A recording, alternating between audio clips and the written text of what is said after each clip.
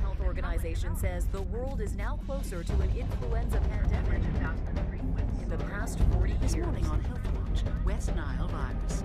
We reported yesterday about new cases of bird flu. Swine flu is on the move. 75 students at a high school have now fallen ill with flu-like symptoms. Is this a pandemic? A global epidemic? There is a real possibility that this is the next pandemic. In this post-SARS era, everyone is on high alert.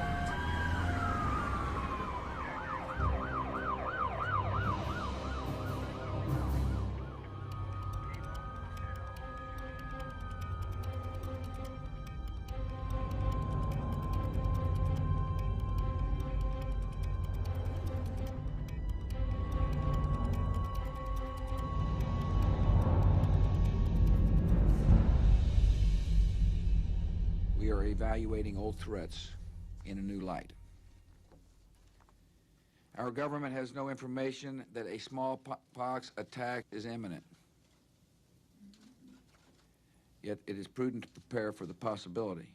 The smallpox virus exists. It exists, we hope, under conditions of maximum security, but nobody can be sure. Large epidemics and pandemics occur on a regular basis throughout history. And it will occur again, it definitely will.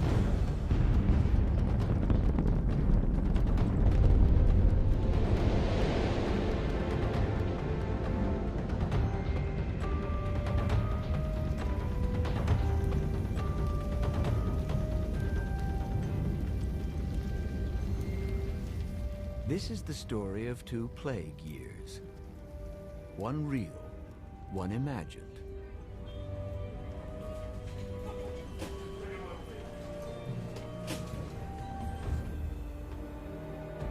Two stories with eerie similarities, separated by more than a century. What happens to a city under siege from a deadly epidemic?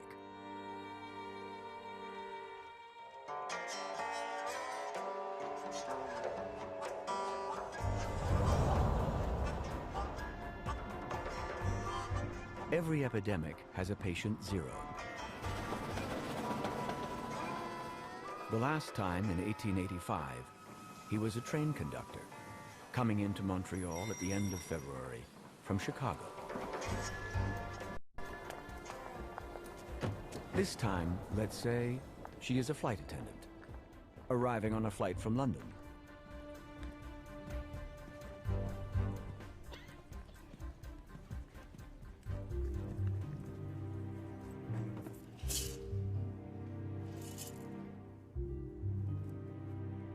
Somewhere in London, under mysterious circumstances, she was infected with the smallpox virus.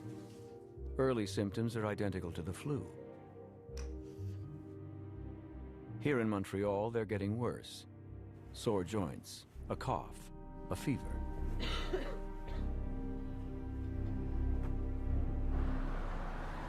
The next afternoon, she drags herself out of bed and heads for the nearest emergency.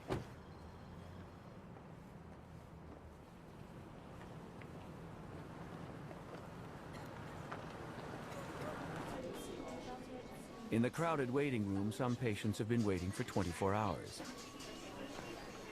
She takes one look and heads back to her hotel, stopping at a drugstore to stock up on flu medicine, oblivious to everything around her. In London, meanwhile, a mysterious outbreak is making the news. Health authorities reassure the population that there is no reason for concern. So it begins. The virus enters on quiet feet when we least expect it.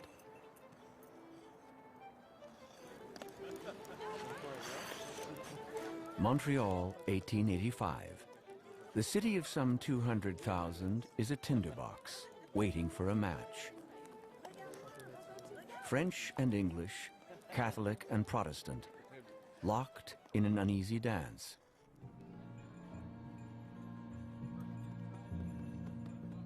By reputation, the city of wealth and death. Mansions spread out on the slope of the mountain, crowded slums below. and one of the highest infant mortality rates in the world.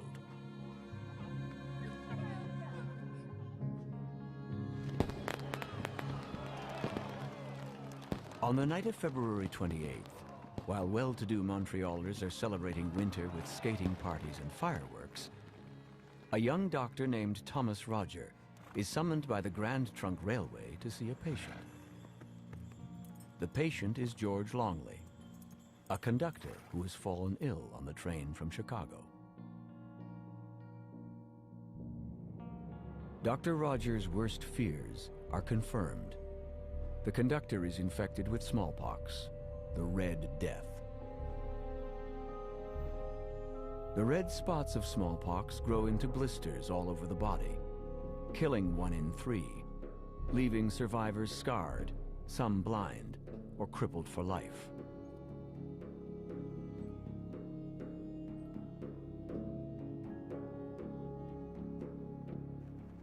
Longley himself has only a mild case. In anyone he infects, the smallpox could turn fatal. Dr. Roger is vaccinated, but many in the city's poor neighborhoods, especially young children, are not.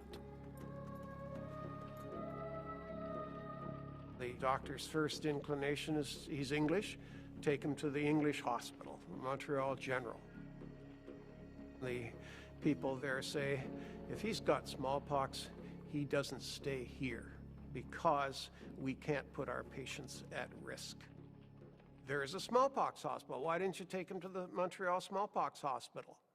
Well, the problem was that that was a little old ramshackle building that had been set up during years when there was a lot of smallpox in the city, but it was closed because there hadn't been any in Montreal for 5 years.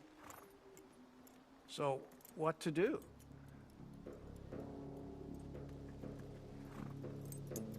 Alors, le docteur Rogers s'est en allé chez le docteur Hingston, William Hingston, qui était le chirurgien en chef à l'Hôtel-Dieu, parce que le docteur Hingston était irlandais, catholique. Les catholiques étaient admis à l'Hôtel-Dieu de Montréal et les protestants au Montréal général. C'était divisé sur une base de religion. Il était rendu 11h minuit le soir à sa maison et il discute avec le docteur Hingston, qui finalement accepte de signer un billet pour le faire admettre à l'Hôtel-Dieu. Hingston will later deny knowing it is a case of smallpox. Dr. Roger assumes Hingston's note contains the diagnosis and says nothing to the nursing sisters at Hôtel-Dieu.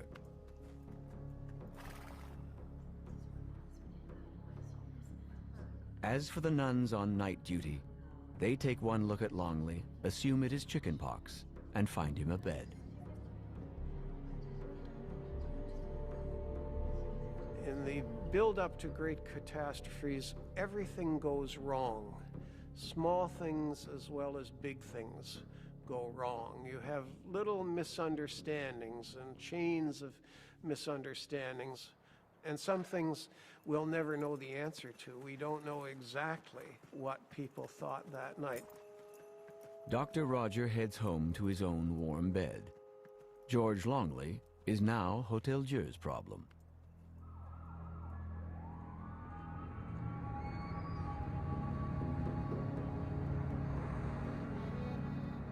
The next morning, the flight attendant awakes to a nasty surprise.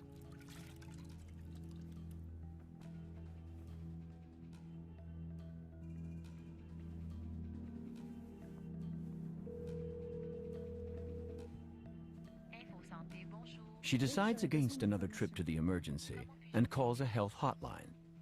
Over the phone, the nurse tells her it's most likely chickenpox and she should go to a clinic. But call first to warn them she might be contagious.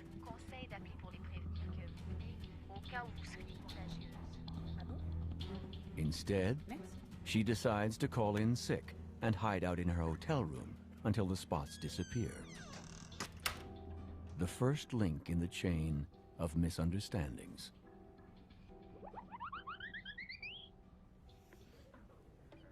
Like George Longley, the flight attendant is extremely lucky to have only a mild case. She takes her pills, tries to sleep.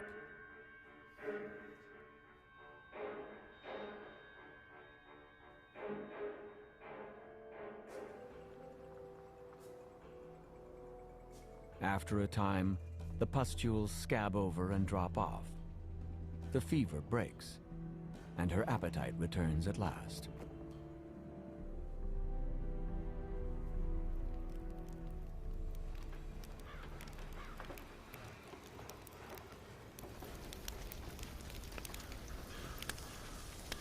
The day after leaving George Longley at the Hotel Dieu, Dr. Roger returns to the contaminated railway car with an assistant, dragging out all the blankets and cushions, dousing them in coal oil, and setting them on fire, hoping to stop the deadly infection in its tracks.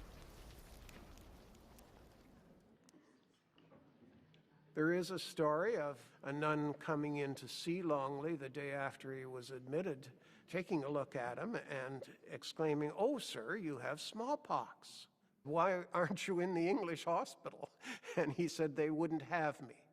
And she said, "Well, we're very glad to have you here." The sense of a duty to care. The nuns quickly put Longley in isolation. After 3 weeks, he is released from the Hotel Dieu. He describes it as a poor place for pleasure, but middling good for relaxation, and heads back to Chicago on the next train. For a brief moment, it seems the spark of smallpox has been extinguished.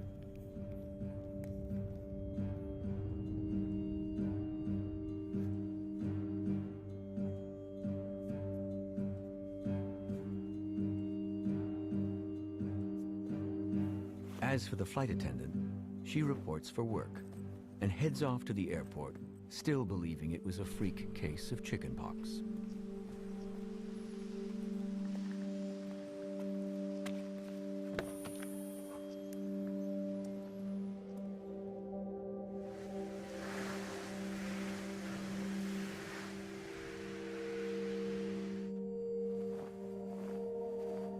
The hotel maid never meets the guest in room 610, never knows she was sick, and that everything in the room is contaminated.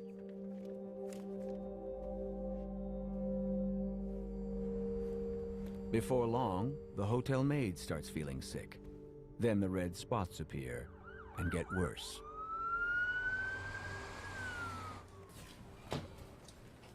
If somebody showed up in the emergency with early symptoms of smallpox, which are actually quite non-specific, they're more like a flu-like illness, the chance to be recognized are very, very small, if not inexistent. Very, very few doctors would recognize smallpox. They don't even recognize measles anymore. We've essentially eradicated measles in Canada. So these are diseases that haven't been around for a long time. Everybody, I think, would say, I think this is chickenpox, therefore we should isolate them. Getting that organized, making it happen, could take a little while sometimes. When you walk into an emergency room today, you realize that the actual waiting room has not just people waiting, but people who have already been seen and are on stretchers. There's no place to put them, and so they're actually in the waiting room with everybody else. The resident who finally comes to examine the hotel maid is puzzled by the severity of her symptoms. If a resident came up and says, look, this is not chickenpox, this is something quite unusual, we would bring in probably a dermatologist and an infectious disease specialist to take a look at the case. If I had a concern, if for some reason I looked at this rash and said, this is odd, and in particular, I'm worried even remotely about something like smallpox, then all the alarm bells would go off. The infectious disease specialist takes samples from the now isolated patient, sends them off to the ultra-secure National Microbiology Lab in Winnipeg, and waits anxiously for the results.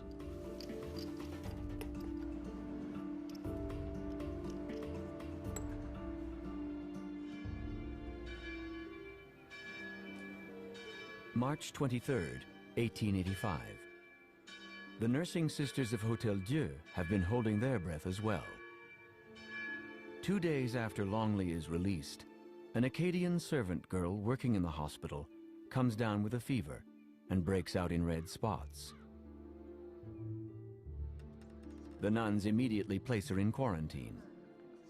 On April 1st, Pélagie Robichaud dies, and her name otherwise long forgotten, goes down in medical history, the first death of the 1885 epidemic.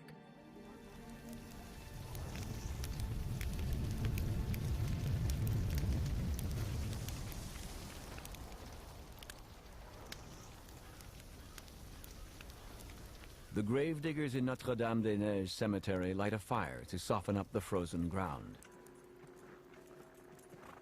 Pelagie's body is quickly placed in a double coffin to keep the disease from spreading and buried without ceremony. 5 days after Pelagie dies, her sister Marie is diagnosed with hemorrhagic smallpox, the black pox, which spreads internally. The organs simply melt. Victims beg for death, and it comes quickly.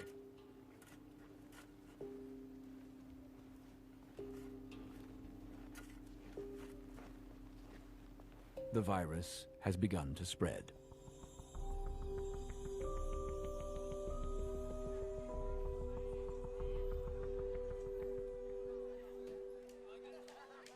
So far, no word of smallpox has leaked out.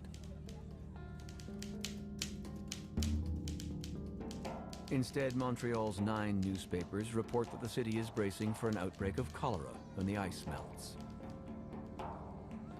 There is news of the local regiment, sent off to put down the rebellion in Western Canada led by Louis Riel.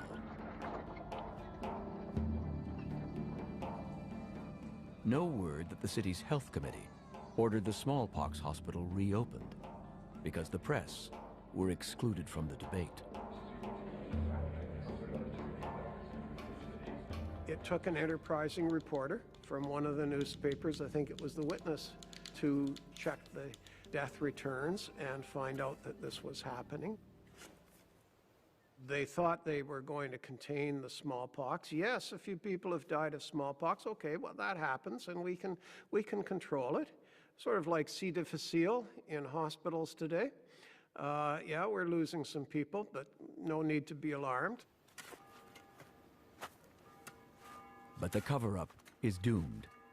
New smallpox cases appear at Hotel Dieu day after day.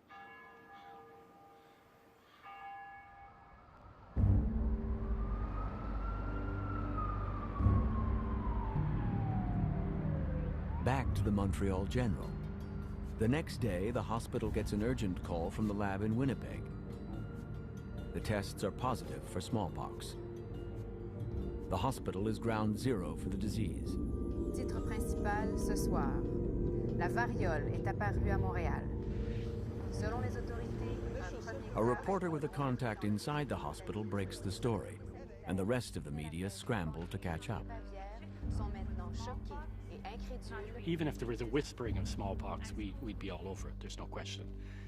But how quickly would you get the information? I'm not sure. I think you'd get it pretty quickly. We knew about SARS, you know, almost as quickly as the medical authorities, because people talk. The patient's identity is not released.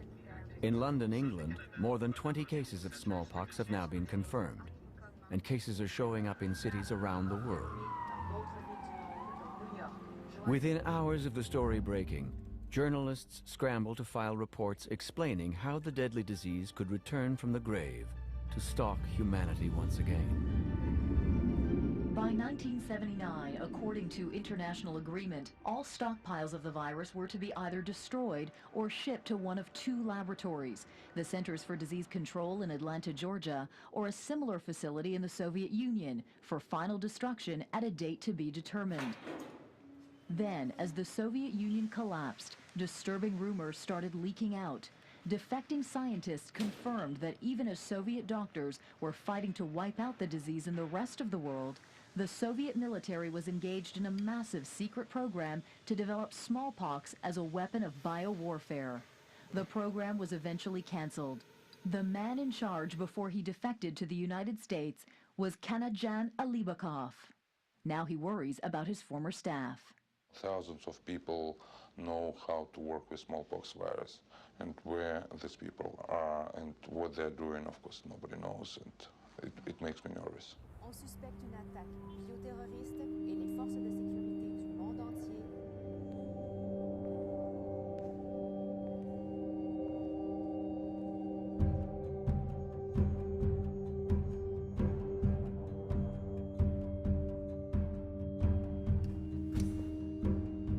our scenario, the investigation into the outbreak leads the police here, to a laboratory in the north of London.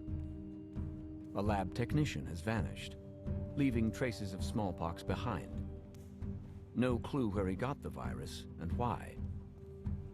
An experiment gone terribly wrong? Or a terrorist plot?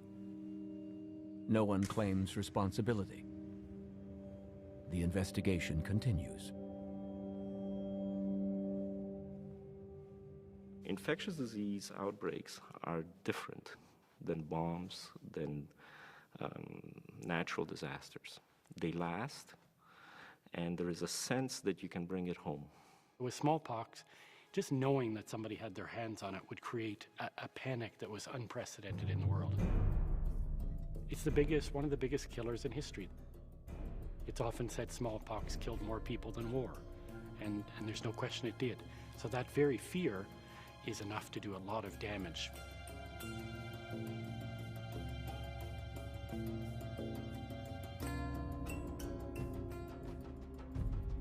We have an emergency management plan, and if somebody were to say the word smallpox in our emergency room,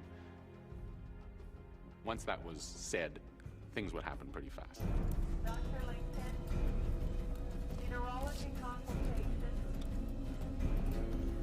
Dr. Fortier. Dr. Iskander, psychiatry. There would probably be a fair sense of panic within the staff.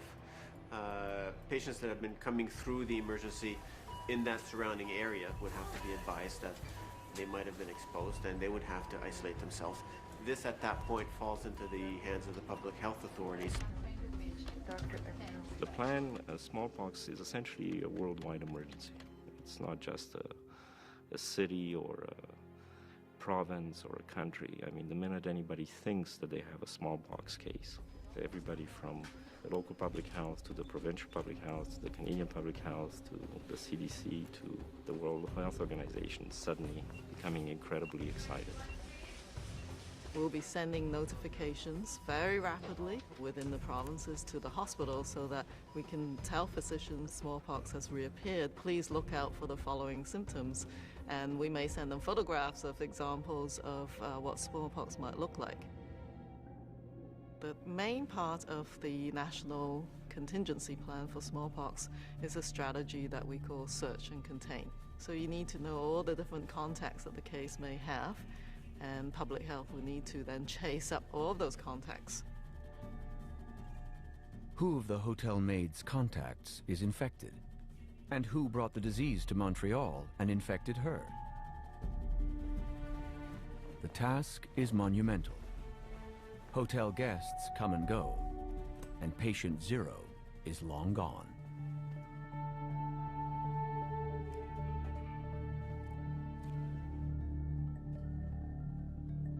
Once we've found the contacts are quarantined, are provided with vaccination in order to form a ring of protection around that case.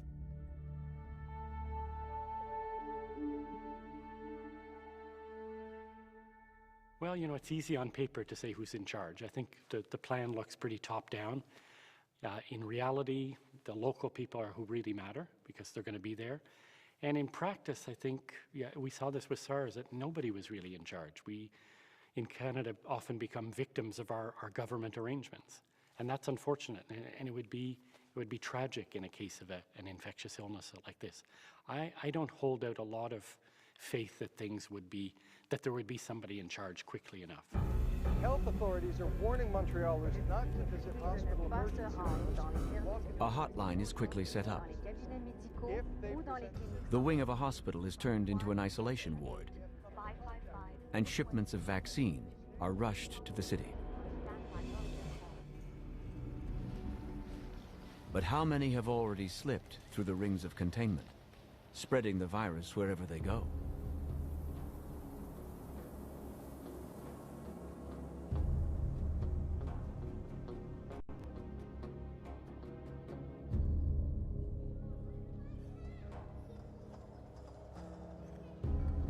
April 1885. In the days following the deaths of Pélagie and Marie, new cases continue to appear in the Hôtel Dieu's crowded wards.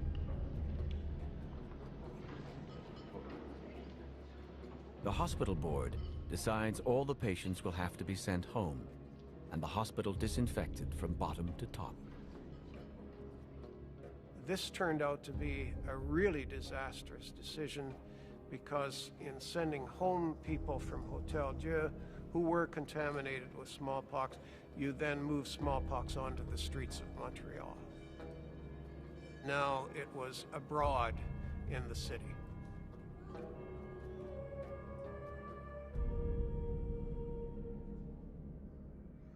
On est à une époque, en 1885, où la médecine, évidemment, est beaucoup moins évoluée qu'aujourd'hui. Dans ce temps-là, on faisait appel à des miasmes. On appelait l'air vicié, on appelait ça miasme, et plusieurs maladies qui étaient transmissibles comme ça d'une personne à l'autre, on disait qu'elles étaient dues à des miasmes.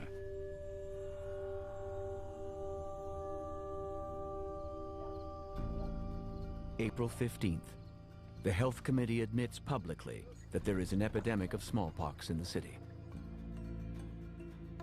Public vaccinators immediately go to work, vaccinating anyone for free. But there are only 2 of them, for a population near 200,000. Private doctors charge $1, a laborer's entire daily wage, to vaccinate just 1 child.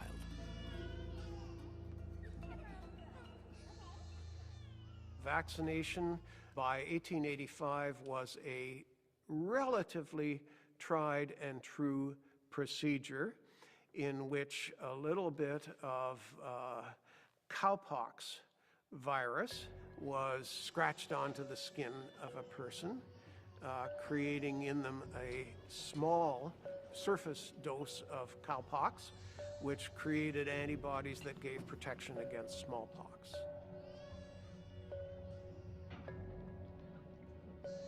Mais il y a eu beaucoup de résistance.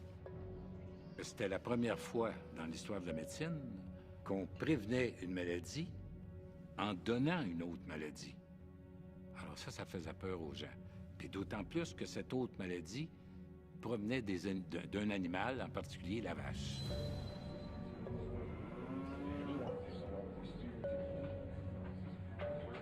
In the English community, the pressure to get vaccinated is hard to resist. Editorials in newspapers, even the clergy from their pulpits, urge vaccination. On the streets, people stop each other and compare vaccination scars. Not so in the French community. There, editorials dismiss the smallpox outbreak as English hysteria, and the priests in their pulpits are silent. Worse than that, you begin to get really disturbing reports that people are saying there's something wrong with the vaccine, or the vaccine is causing sickness. The rumors are true.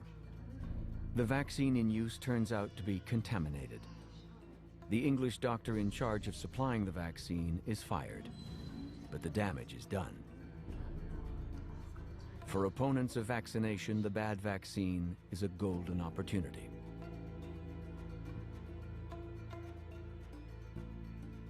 Le médecin canadien-français qui s'est opposé le plus à la vaccination a été le docteur Émery Coderre, qui était un professeur à la faculté.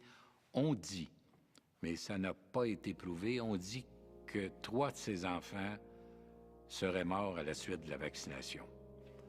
C'est plausible que ce soit la cause de son opposition au vaccin. His ally in the English community is the so-called Dr. Alexander Milton Ross. His medical training is in the radical field of hydrotherapy. Drink only water, eat no meat, stay away from tobacco and whiskey, and renounce masturbation.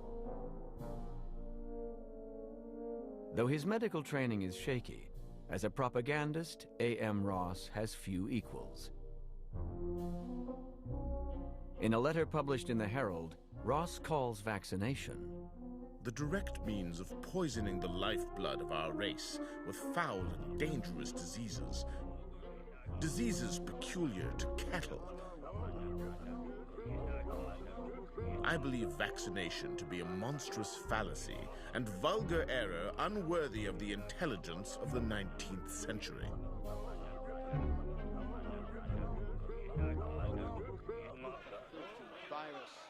After long and angry debate, on May 11th, the Health Committee backs down and suspends public vaccination.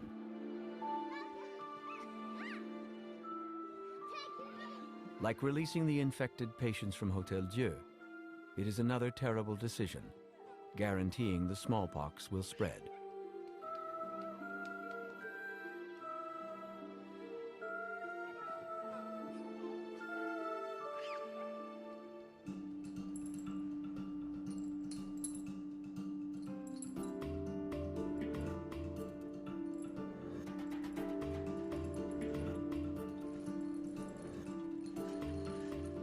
More than a century after the 1885 epidemic, vaccination is widely considered the answer to any contagious disease.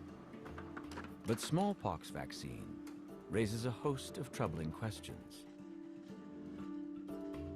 The amount of smallpox vaccine that Canada has stockpiled is just over 6 million doses, which is not enough to vaccinate the whole of the population of Canada.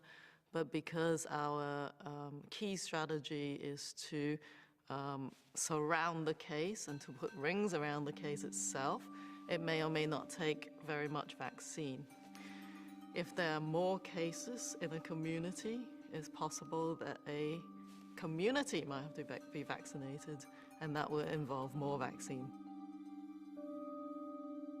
That's obviously been a matter of some controversy because there is no currently available, widely available licensed vaccine. For the moment, although people are working and testing new vaccines, what we have is essentially stocks of old vaccine. And old, I mean more than 30 years old that have been sitting in freezers. How good is that old vaccine? How many people could we possibly vaccinate with our current stock? Some of those basic questions we don't even know.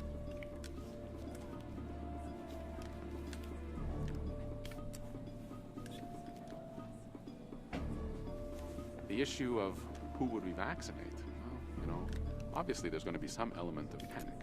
And when there's some element of panic, you can have all the ideas you want about how you're going to distribute this and who's going to get it. But there's going to be problems.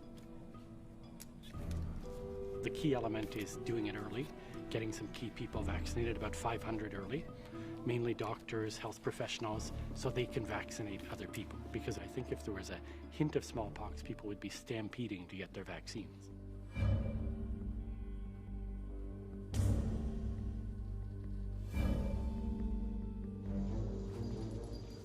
The problems are not just logistical with a vaccine as powerful as the one developed against smallpox. Smallpox vaccine has one of the highest rates of side effects of some of the vaccines that we have. Certainly with the vaccine you can get a fever, maybe at least 10% of people could get a fever.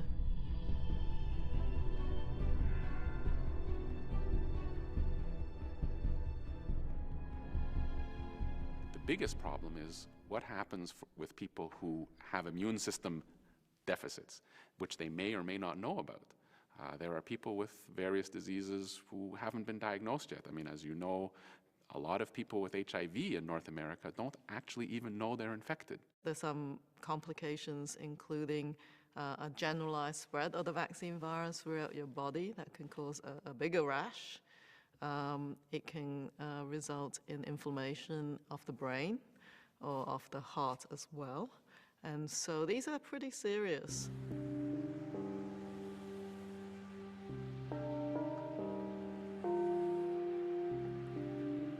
In the midst of a spring snowstorm, the smallpox outbreak claims its first victim, the hotel maid. Her death is hushed up, and the funeral is held in private to avoid publicity. The media have discovered that many of the first to be infected are from the city's Caribbean community. The hysteria begins. were on the air, yes. I'm telling you, I've got nothing against these people, but it's like AIDS all over again. I mean, hang on now. How come when these immigrants... Montrealers stay away from Caribbean stores and restaurants. Black children are called names in the schoolyard. Businesses start to suffer. The Caribbean community is under siege. There was always this notion that somebody brought it in. During the plague in Europe, it was the Jewish community that was hit. In HIV, it was the Haitian and the gay community, which inappropriately were stigmatized and targeted. During SARS, it was the Asian community. The stigmatization of groups targeted as causal in bringing in has not changed. The groups always tended to be not the rich and powerful of the society. Historically, they tended to be the immigrants, the people that came from the outside. But that's existed throughout history. We've always had the person who's identified with starting an epidemic, whether it's smallpox in Montreal or SARS in Toronto. There's always a name, or the cow who kicked over the lamp in Chicago and burned down the city. There's always a scapegoat, and that's almost inevitable, I think.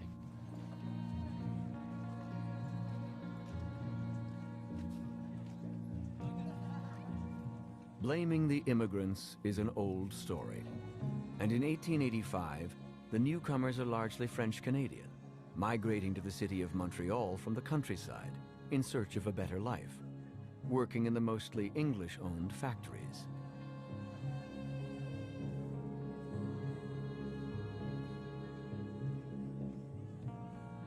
There are political issues in Canada that have been dividing English and French for generations.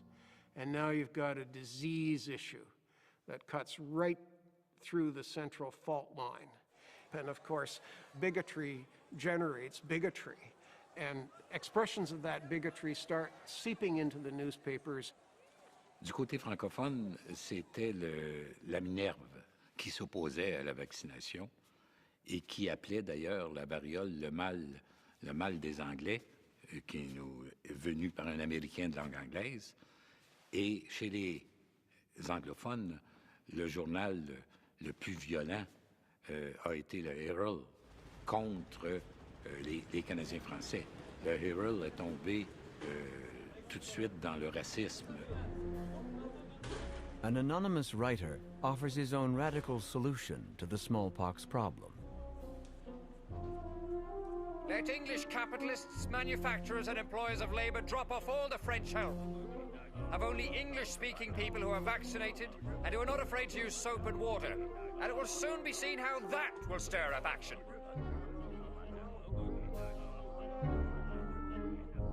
Il y a eu beaucoup de réponses à cette lettre-là, en lui disant que le journal n'aurait pas dû publier cette lettre, qui était une lettre raciste.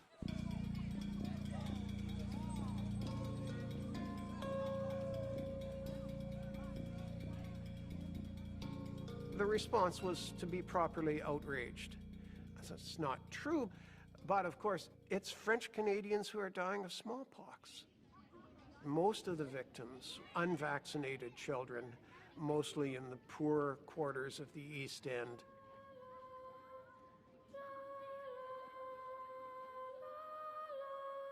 By the middle of May, some 25 have died, and another 50 have been infected.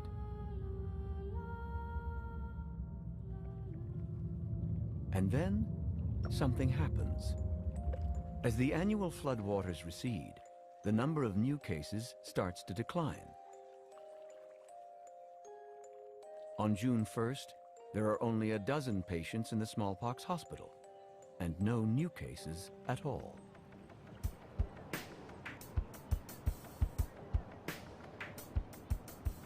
So it is this time around. Schools all close early for the summer, and children are sent home, supposedly to be quarantined indoors.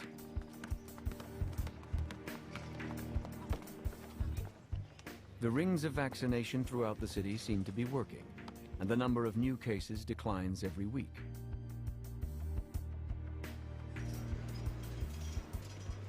Under pressure from the business community, City Council decides the summer festivities can go ahead as usual.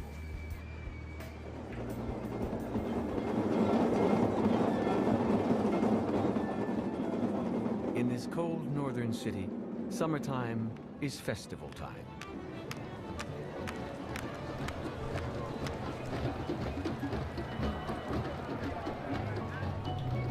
Even the annual Caribbean Festival draws packed crowds, now that the finger-pointing has died down.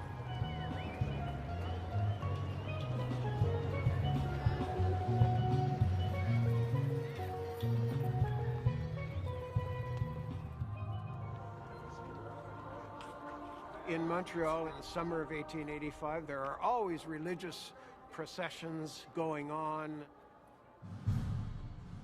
Montreal soldiers have gone off to fight the rebellion in Western Canada, and now they come home, and you have a parade to welcome your soldiers.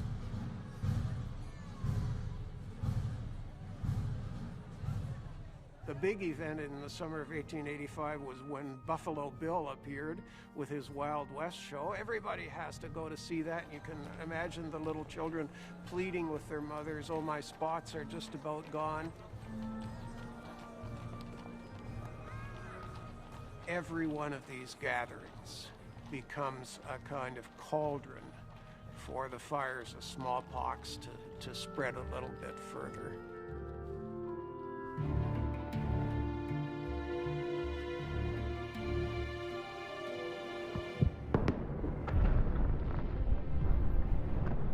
Crowd after crowd after crowd, spreading the virus. Even the flight attendant, long since recovered, returns to the city whenever her schedule permits. Does she have any idea of her role in this deadly drama?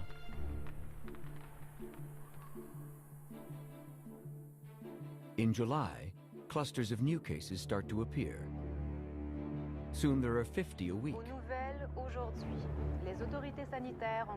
Once again, the media sound the alarm. Bringing the total since the outbreak to more than 1,500, including 236 deaths. More vaccine is rushed to vaccination centers around the city. The World Health Organization warns visitors to stay away from Montreal.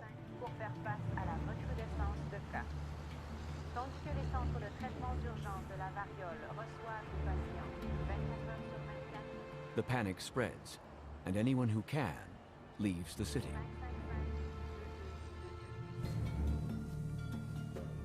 So it is in the summer of 1885. An exodus, as the rich close up their mansions, leaving the servants to stand guard, and head up the river to their cottages, or to fashionable summer resorts.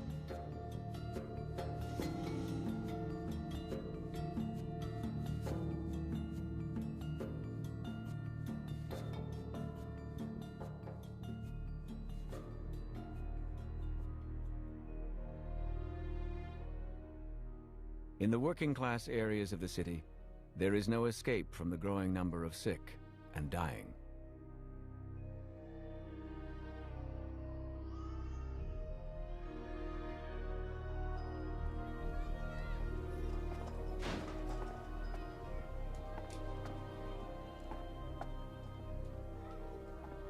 You wanted to bury smallpox cases as fast as possible, get them into bags and coffins, and get them into the earth.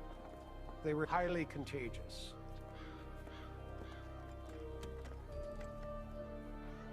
Families want to mourn their dead. Families want to have proper burials of their dead. They're not allowed to do this.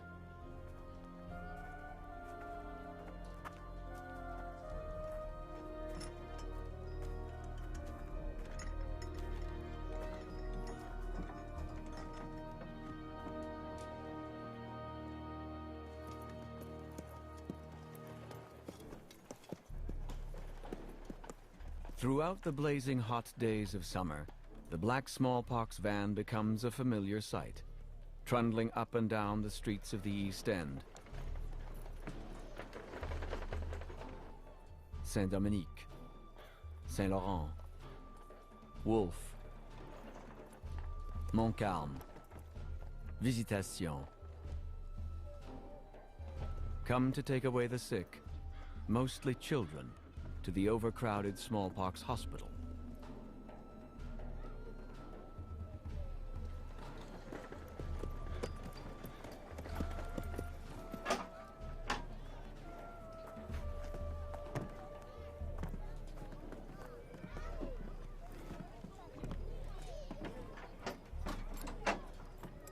By mid-July, the number of dead is close to 200, with another 400 infected. And the epidemic is only just beginning to gather momentum.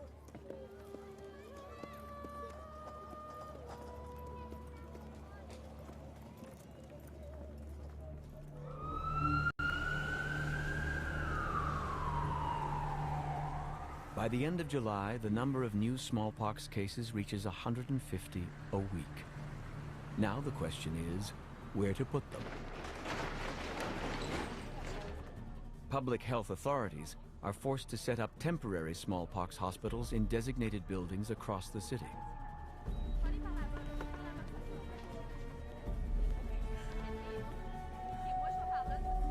The outbreak would, at the start, spin a little bit out of control. Diagnoses would be made late, people would be exposed, there would be some chaos, there would be some lack of cooperation. Disease would spread more than we would want it to. Theoretically preventable, but things wouldn't happen the way we planned.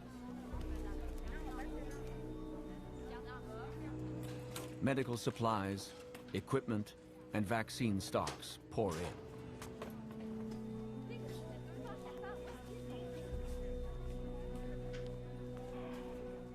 Volunteer medical workers from across the country and the U.S. arrive to help staff the temporary hospitals, doing what they can for the infected. More and more of them every day.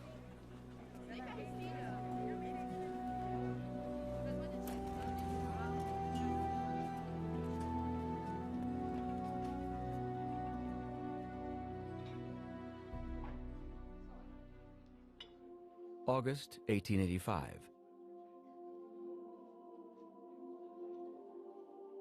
With the death toll in the hundreds, the city's health authorities ask the Grey Nuns and Sisters of Providence to begin door-to-door visits in the worst-hit areas of the city.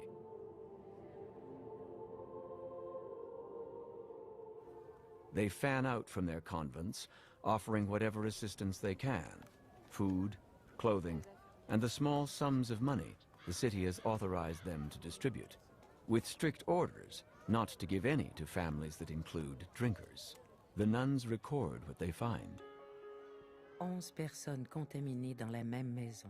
Le père, un peu plus solide. 11 infected in the same house. The father, a bit stronger, struggles to take care of the others. 2 infants dead. A boy of 19 dying, ruined and half dead for days. Every day, and some days twice, we have been visiting to bring help.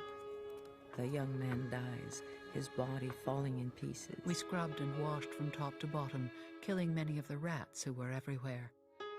Washing the poor victims every day. 85 Viger Street. Sarah Hainaut, age 33, and Alexis Frappier, age 41. Married 15 years. They have 7 children. At the beginning of September, Albertine, age 10, dies, followed shortly by the oldest child, Joseph Albert, age 12. Only 2 survive, Berthe, age 10, and Arthur Alexis, 6.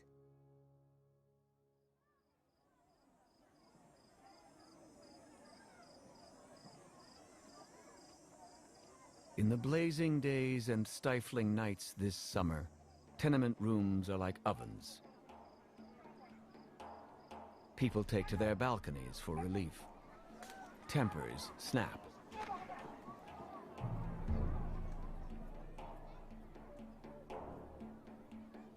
Many in the city's working-class neighborhoods work from home, taking in laundry, or sewing, or baking, or live above a store. The placards warning customers away mean disaster. Attempts by the health police to quarantine infected houses is met with fierce resistance.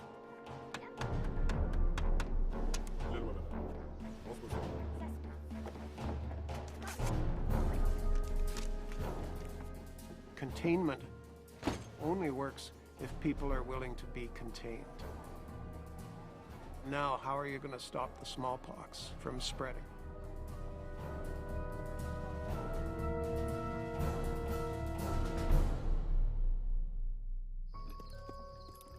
The toll continues to rise. Some 500 dead in the month of August alone. Rumors start to spread about the conditions inside the smallpox hospital. As you began filling it with cases, it became a ghastly hellhole.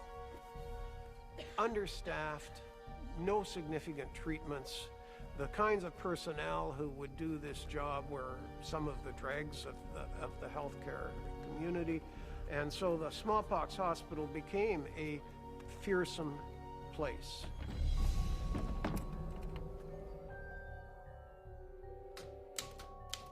A reporter for the Montreal Herald tracks down 16 former patients and records their testimony.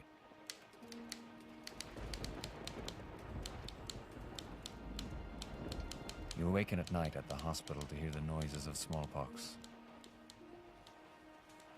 The thump of a patient writhing in pain and fever and delirium who falls out of bed. Mugs clang on metal bed frames. Water for God's sake. Give me some water. You get up if you can and get some water from the pail for your fellow patient. Close the window. I'm cold. It rains, and the rains come through the open window. You shiver under your blanket, the wool fibers running into your pustules. When they close the windows, the stench is unbearable. If you're brought into the hospital at night, the attendant will motion you to go and find a bed somewhere. It may just be emptied by death, the linen unchanged. There appears to be no remedy, no relief for the victims of the black pox, many of whom are children. The victims moan and cry out, die with no one at their side, not even a priest, and are carried off and jammed into coffins. Some say that 2 or 3 bodies are sometimes put in the same coffin.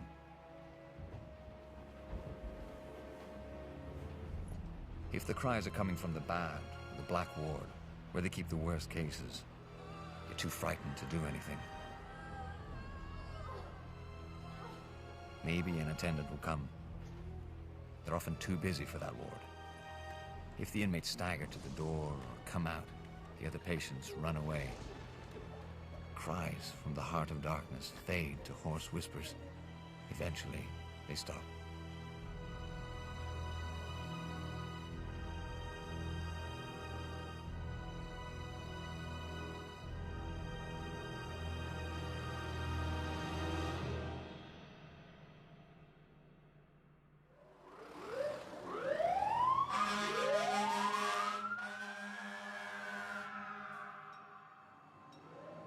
L'Organisation mondiale de la The World Santé Health a Organization annoncé announced today que that Montréal Montreal figure is being désormais placed on the sur la list liste of des quarantine villes en cities. quarantaine. All Tous les commercial vols flights commerciaux into en or out of provenance Montreal des have been destinations de cancelled. Montréal.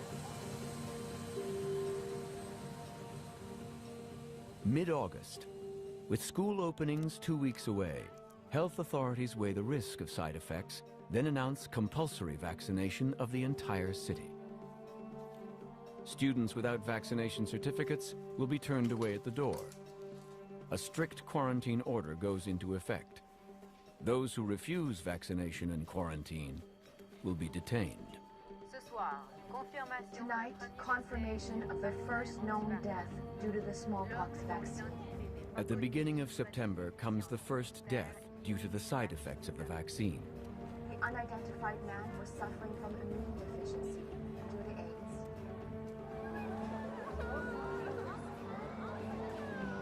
While most of the frightened population comply, some refuse to be vaccinated. Dans la majorité des campagnes de vaccination, on commence par, je dirais, surestimer les risques inhérents à la maladie. surestimer l'efficacité du vaccin et donc créer un sentiment de panique chez la population qui va l'inciter à utiliser le vaccin. People's resistance to being vaccinated, I have to tell you, is one of the mysteries of human psychology, at least as far as I'm concerned.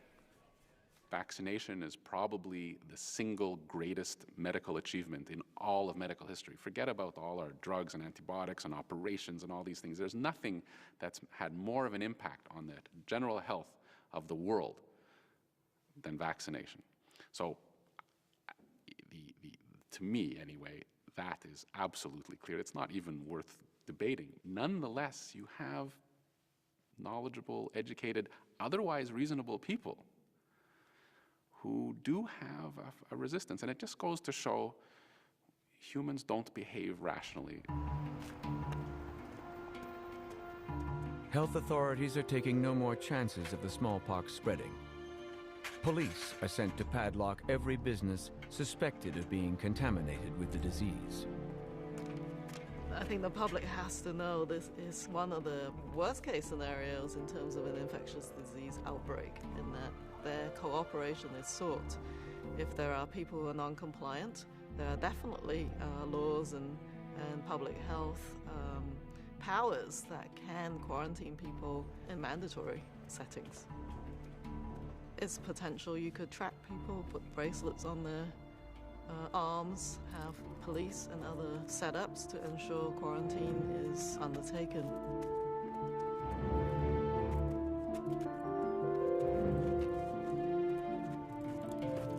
It is better to be preemptive and precautionary and take the heat of people thinking you might be overreactionary, get ahead of the curve, and then think about whether you've overreacted later. But it's such a serious situation that I think decisive early action is the key.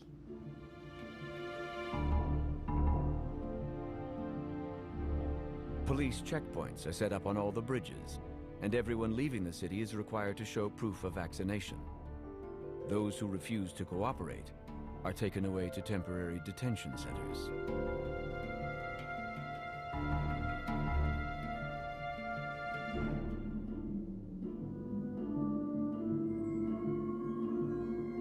The streets and highways of the city are eerily quiet as the sick remain in quarantine and the healthy stay at home, hoping to escape being infected.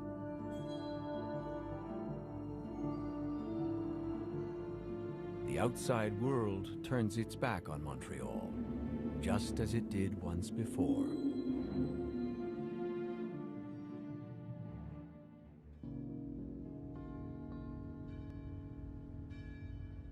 By the end of the summer of 1885, the world was starting to realize there's something seriously wrong in Montreal. There were just too many stories coming out of the city about smallpox.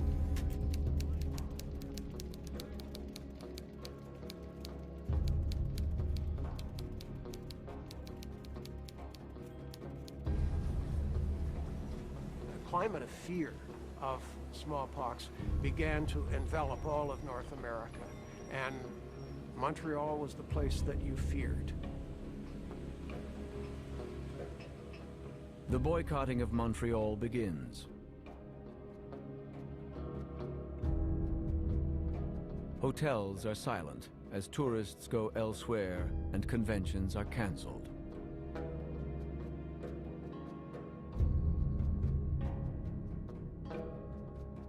Montréal, à ce moment-là, était... il y avait des industries.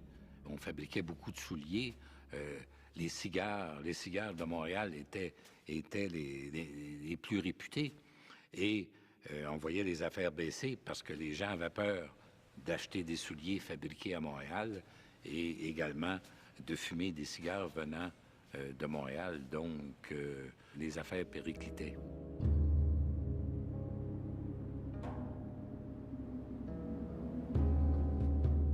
Basic goods are in short supply as freight workers, long-distance truckers, and ship crews are reluctant to risk stopping in Montreal. Factories close. Stores are boarded up. Workers are laid off.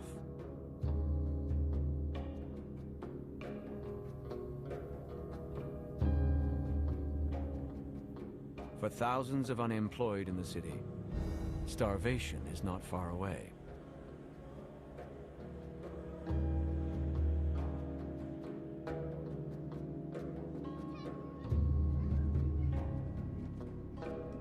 And we think it can't happen, but it has happened. And when the SARS virus struck Toronto, the sense of déjà vu was absolutely stunning.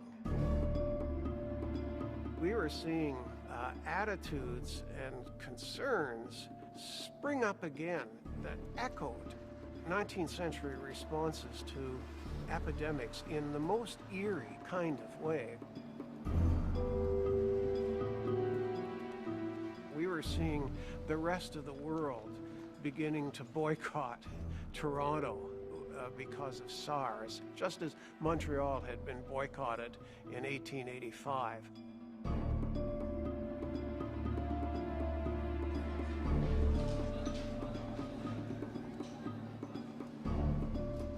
We were seeing public health authorities teetering on the edge of a breakdown as they tried to enforce isolation on people.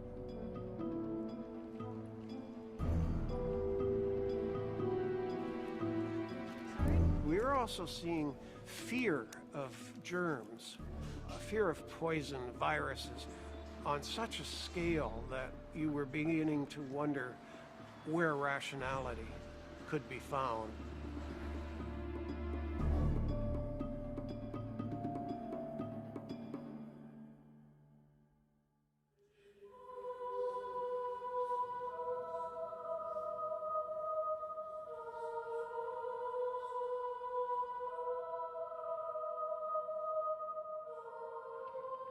In September and October of 1885, the veneer of civilization begins to crumble. You've got now hundreds of people dying of smallpox a week in Montreal. Le Bureau de santé était convaincu que seule la vaccination pouvait empêcher la variole de s'étendre. Donc, on a proposé la vaccination obligatoire. Though all the powerful voices, including the Catholic Church, are calling for compulsory vaccination, many in the streets are prepared to resist. September 28th. Angry crowds assemble in front of the health office on St. Catherine Street. Speeches are made. The crowd applauds and jeers at the authorities. Someone casts the first stone. One of the health office windows shatters, then the others. After half an hour, a cry goes up, "À l'Hôtel de Ville," to City Hall. The crowd, 1,000 strong, heads off down St. Catherine Street, stoning all front windows, then masses in front of City Hall, shouting, "Down with compulsory vaccination!" All the police in the building are issued rifles with bayonets. The chief of police arrives at last, orders the rifles put away, and organizes sallies of club-wielding policemen who gradually drive off the angry crowd. By 1 in the morning, the rioters have fled, and the city is quiet again.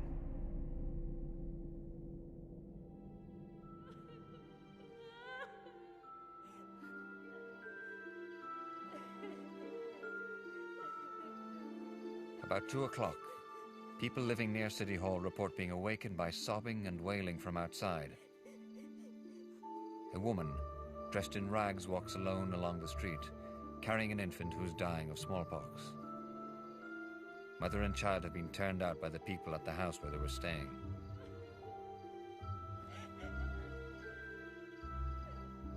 The onlookers hear the terrible story, turn out their lights, and go back to bed.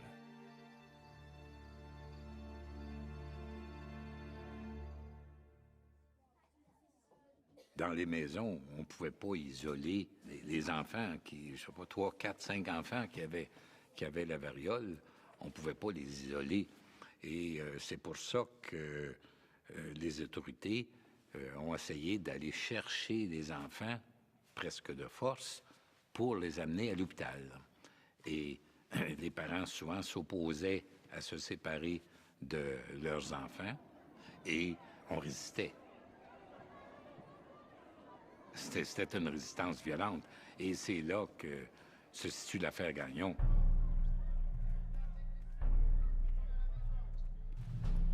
La famille Gagnon avait quelques enfants, dont un grand adolescent, et les plus jeunes étaient atteints de la variole, et on a voulu aller les chercher. Le père a menacé les policiers, de leur tirer dessus si ils amenaient les enfants. Alors, le maire Beaugrand a finalement ordonné aux policiers d'aller les chercher et les sortir morts ou vivants.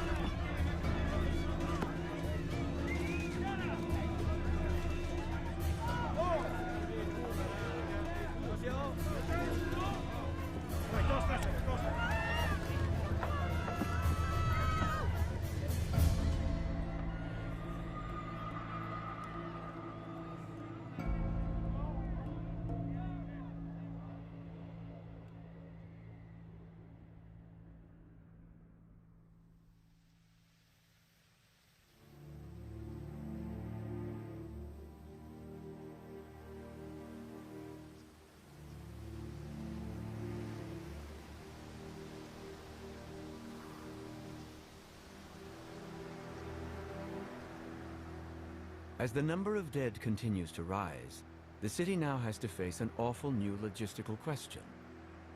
What to do with all the bodies?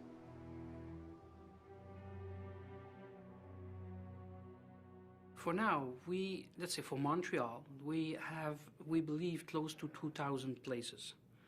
We can upgrade this for twice, but let's say, hope that we don't need to go there. But let's say that all the body has to be cremated. The problem is that we don't have enough machine cremator to do this. And even if they work 24 hours a day, it won't be suitable because those machines are not built to work as this.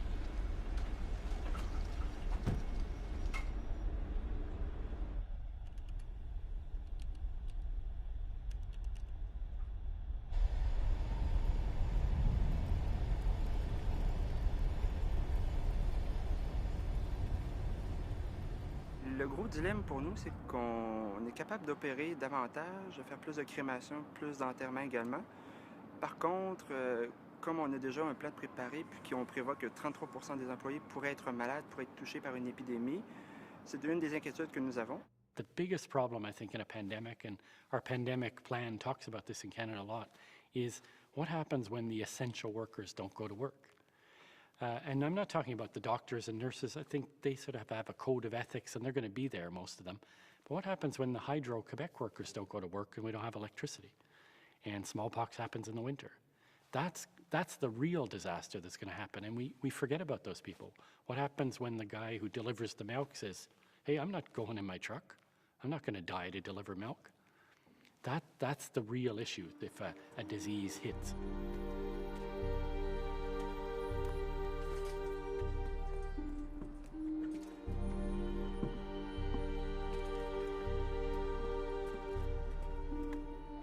The first thing is to have our people at work. That's the first thing you have to do, because you need their help.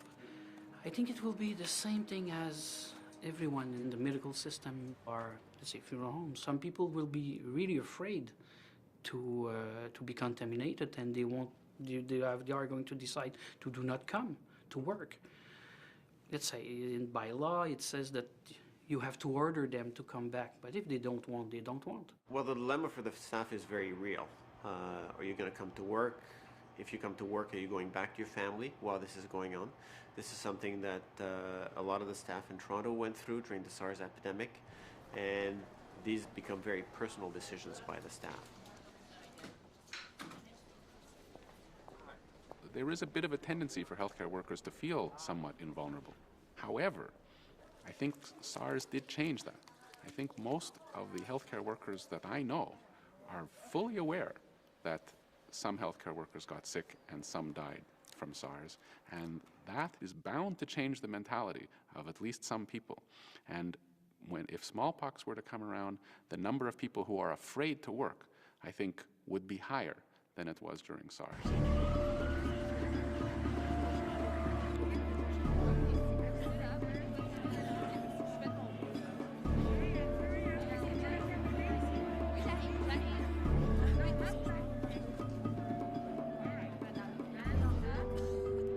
In the last weeks of October, the crisis in the temporary smallpox hospitals comes to a head.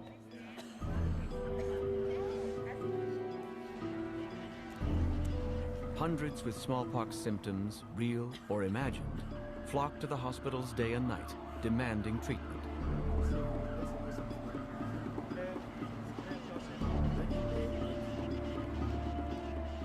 There are not enough beds, not enough medicine, or blankets, or supplies.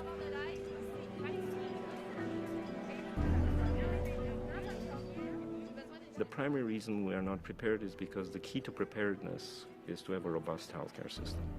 And it's very difficult to imagine that if we have an influx of large number of cases, not small number of cases, small number of cases of anything can be handled, but a large number of cases where you're talking about thousands of ill individuals, we are not prepared because our emergency rooms are full.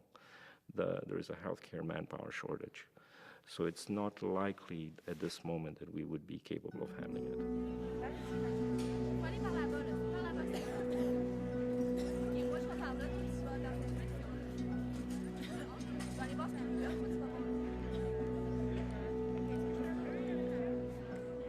The medical staff are exhausted. The patients are frightened.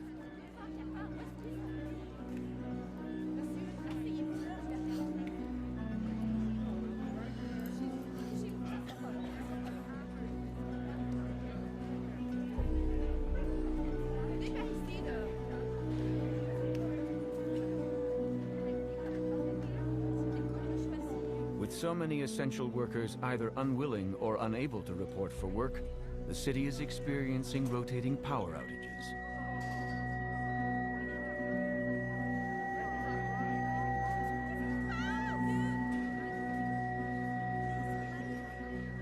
The media are flooded with complaints.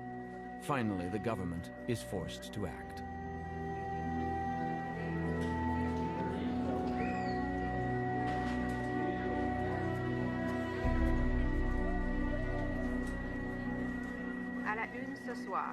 À la demande du Premier ministre du Québec, l'armée canadienne a été mandatée pour aider avec la crise de variole à Montréal.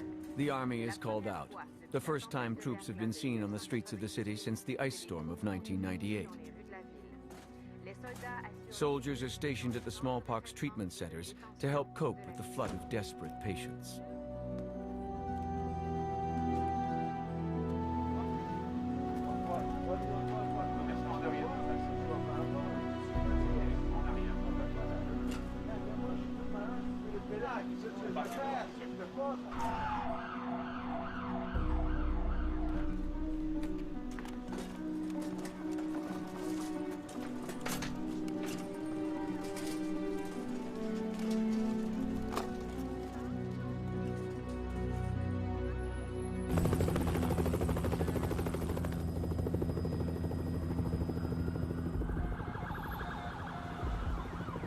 A curfew is announced, and police are put on full alert.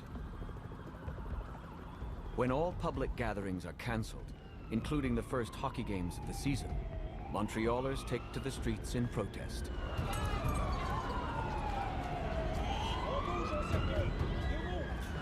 Fear stalks the city, and everyone is looking for a scapegoat for the epidemic. Someone is responsible. Someone failed. Again, the example of plagues is like fires.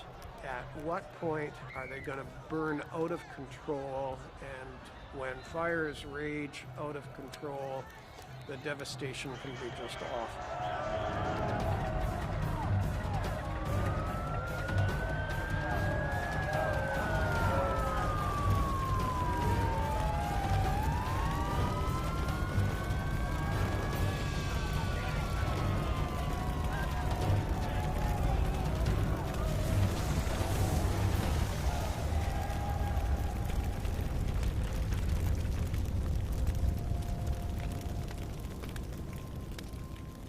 In the last days of 1885 in Montreal, most of the tumult and the shouting had died down, the rioting had stopped, and there was just a kind of grim street by street, house by house wrestling with the smallpox, stamping out burning ruins of fires, one house at a time.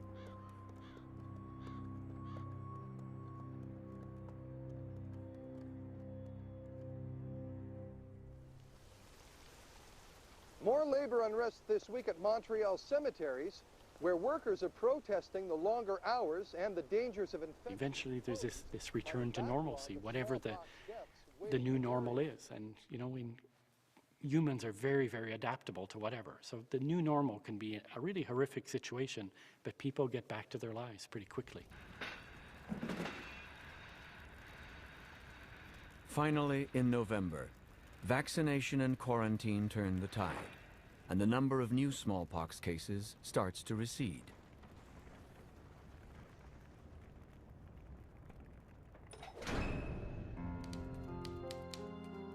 Monday, November 16th. Louis Riel, convicted of treason, is sent to the gallows. Street demonstrations and protests erupt in Montreal. Riel, the speechmakers say, is one of our own. His death is our death. Thousands upon thousands of words for Riel. On the day of his execution, there are 20 reported deaths from smallpox. All but one, children. The youngest, 1 year and 1 month. The oldest, 9 years and 6 months. Riel gets all the attention. The children, none.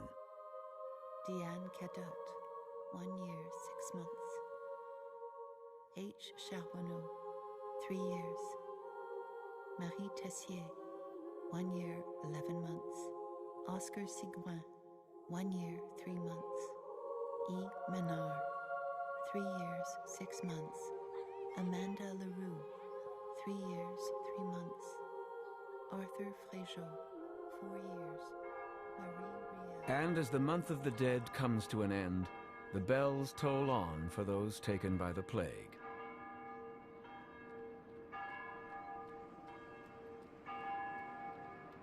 Though no one will ever know the exact numbers, by the end of 1885, 20,000 or so have been stricken with smallpox, 1 out of every 10 in the city.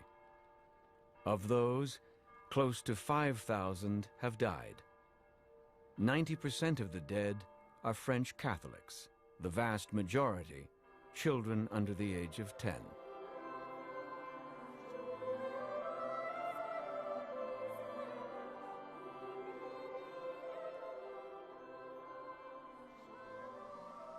The day before Christmas, the last victim is buried. A 6-year-old child whose parents refused to allow her to be vaccinated. As the year comes to an end, so does the smallpox. The vulnerable have all been taken, and the survivors are safe, for now. It's been a dramatic year for Montreal. Some are saying the worst year for the city since the last smallpox epidemic in the 1880s. Over 11,000 people infected with smallpox and a final death toll of 2,806. At the end of December, the World Health Organization lifts the quarantine on Montreal, and health officials announce the epidemic is officially over. All Montrealers seem to want now is a return to life as it was before.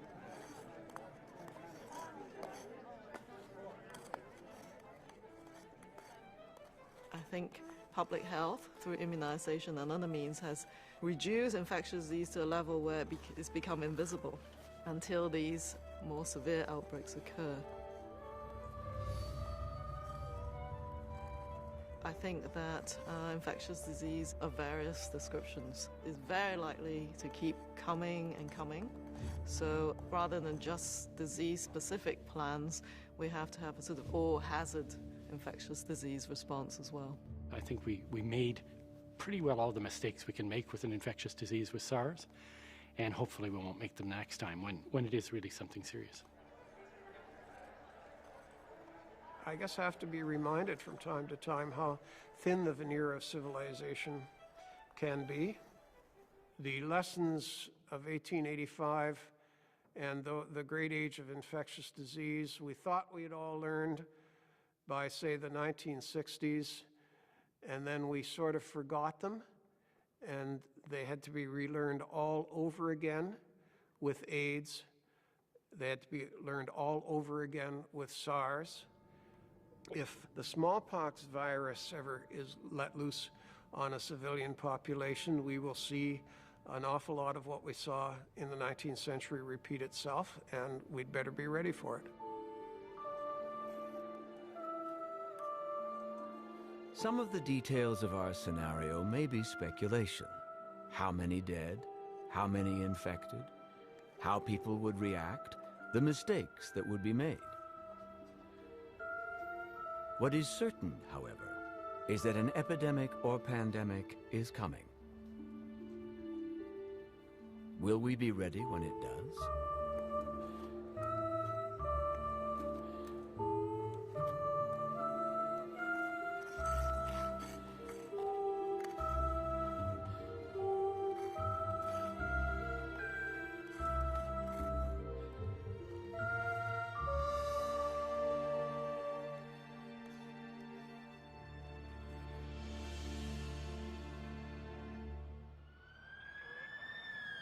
In the news today, health authorities in Toronto are reporting the first cases of an unidentified, highly contagious virus.